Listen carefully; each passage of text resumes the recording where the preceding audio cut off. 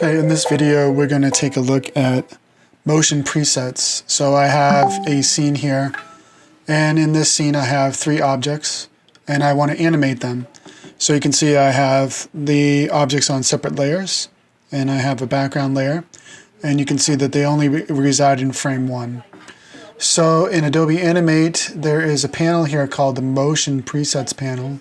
I'm just going to collapse some of these panels to bring that to the front, and you can see that these motion presets, and they have two folders. They have a default presets folder and a custom presets folder. Anything that you save as a preset will appear in the custom presets folder, and anything that ships with Adobe Animate will be in the default presets folder. Now there's this huge preview area here, so if I click on one of these, it will show you what the animation is going to look like. So I might apply this to this circle over here.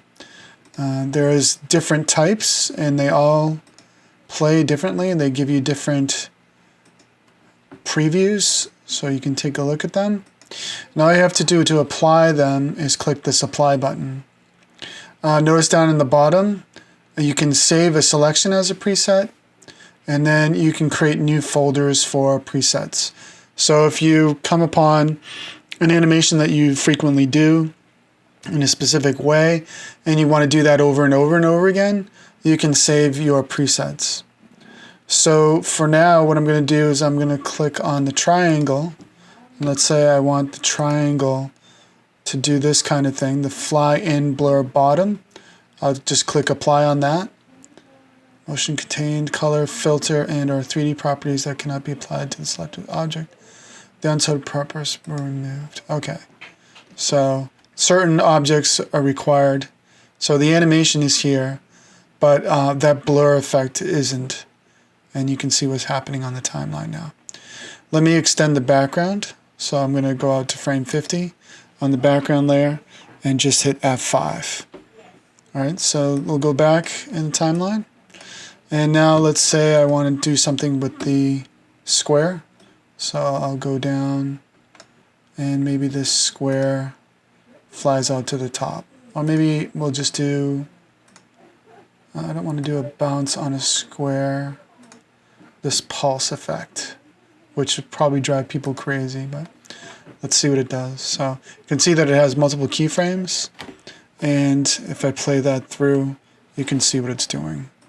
Okay, so it creates this kind of a pulse effect. Again, if I want to extend the timeline on these, what I would do is I would click and drag through that frame 50, and I would hit F5 so that those objects stay on the timeline. So if I play through this, you'll see what the animation is doing. Finally, if I click on the circle, I'll go back to one of these bounce presets here, and I'll click apply on that. And this one is a pretty long animation, and let's see what that looks like. So it slides down to the bottom and it bounces. Again, if I want to extend the timeline for these, just select this frame and hit F5. So going back to frame 1, if I hit the play button, you can see all the animations playing. So the motion presets create keyframes at specific intervals. You can kind of get a sense for what those animations are doing and what they look like. I'm sure with this particular animation, there's probably a lot of, actually no, there isn't. I was expecting a lot of different custom easing, but I don't see any custom easing here. But you can look into each one of the animations and how they work. Okay. So what if we wanted to save our own animation? So I'm going to go to File, to New. I'll just create a new character animation timeline. And let me just zoom out. I'll create a simple object. And I will convert this into a movie clip symbol. And just call this clip 1. Okay, and then we'll do some kind of animation. So I'm going to extend the timeline out to frame 60. I'm going to hit F5. And then I need to add the motion tween. So I'm going to choose create motion tween. And now I can animate this. So let's say that it starts off or it moves off the screen. Let's do this. So it's going to start off the screen, and then at frame 10 it moves onto the screen, and I'm going to just remove this keyframe.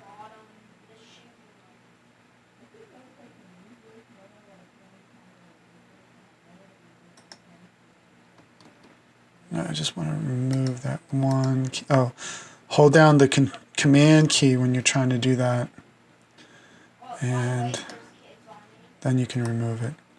Alright, so that's coming in. Maybe I want it to go up, and maybe I want it to come down.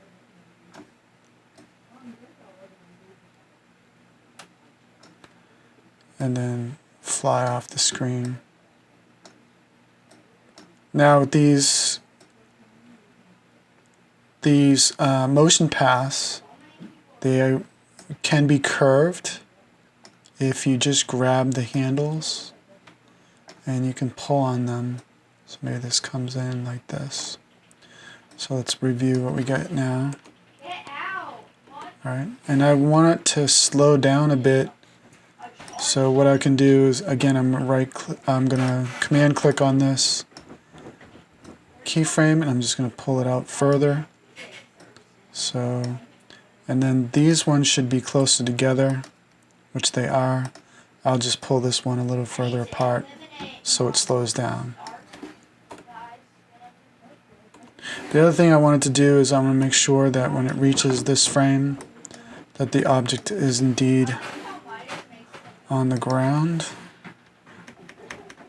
This is not a realistic animation, it's just something that we can save as a preset, but you know, just having some fun here. Might want to introduce some rotation too. So for example up here, when it's up at the top, maybe it rotates by a bit. So I can go into the transform panel and I can adjust the rotation on that. Let's see, so it comes in and then hits the bottom, goes up. Maybe at this point it should rotate the opposite direction. Let's see what that does. Yeah, but at this frame we have the, yeah, okay, it's coming down and then it's going off, and at this frame I wanted to rotate it again in the other direction. There we go. Alright, so just to review, get that kind of animation going on. Alright, and now we want to save this as a motion preset. So what I'll do is I'll select the motion tween, and then what I want to do is save selection as preset, and then I'm going to just call this bounce across and click OK. So that goes in the custom preset. So if we want to see this applied to another object, I'm going to create a new layer. I need to make a new object, so I'll just make another object here. Maybe change the color so I can differentiate it. And then I need to create a movie clip out of that. I'll just call this clip 2. Okay, so then in my motion presets panel, notice that there's no preview available, but if I click apply, I get the same animation. And it's applied in the same exact way. So that's motion presets. Kind of like cheating. You can just use the ones that come with Adobe Animate, or you can make your own.